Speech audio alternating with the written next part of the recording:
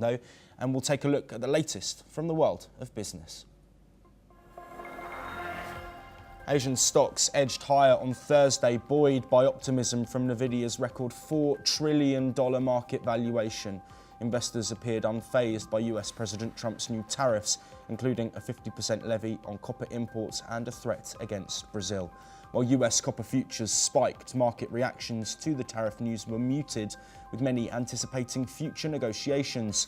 The dollar softened and cryptocurrencies, including Bitcoin, continued their upward momentum, maintaining near record levels. Despite the tariff news, expectations of Federal Reserve cuts helped keep markets stable.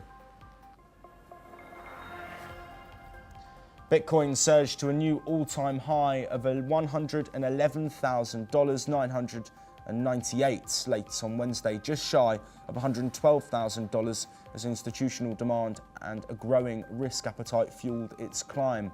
The cryptocurrency has gained over 18% this year alone, with major financial players increasingly adopting digital assets.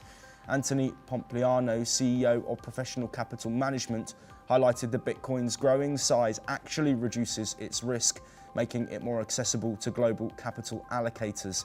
As Bitcoin soared, Ether also hit a one-month peak, and other crypto-related stocks followed suit.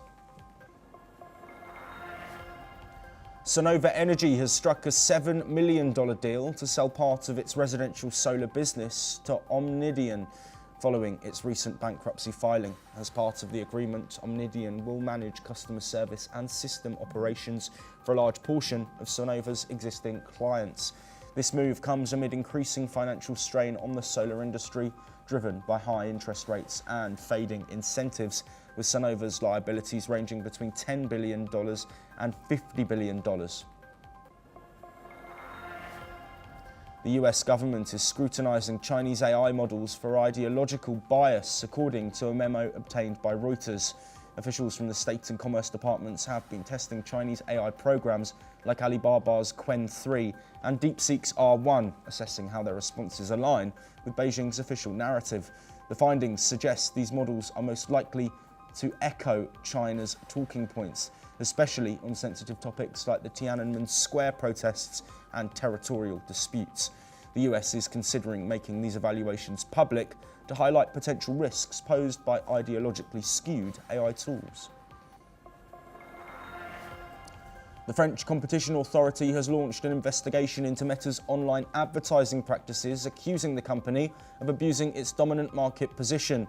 The probe, triggered by a 2022 complaint from advertising platform AdLux, could take several months. Meta is already facing similar legal challenges in Spain, where over 80 media companies accuse it of unfair competition, and has been fined by EU regulators for breaches of antitrust law. Despite the investigation, the French authority stressed that no conclusions have been reached yet regarding Meta's liability. Well, that's all we have time for, but we will continue to